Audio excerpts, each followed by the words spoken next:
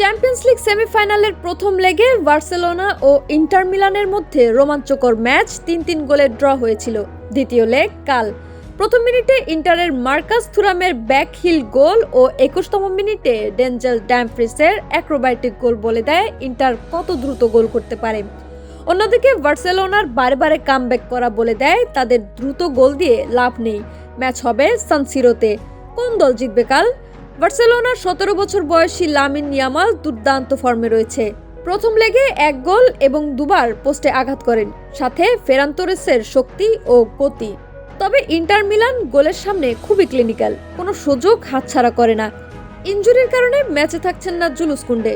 Inter মিলানের খুশি হওয়ারই কথা। বার্সেলোনার কোচ হ্যান্সি ফ্লিকের আক্রমণাত্মক কৌশল ইন্টারকে আবারও সুযোগ করে দিতে পারে। ইন্টার অপেক্ষায় থাকবে কাউন্টার অ্যাটাকের। ইন্টারের শৃঙ্খলাবদ্ধ খেলা সান সিরোতে দ্বিতীয় লেগে কঠিন চ্যালেঞ্জ হবে।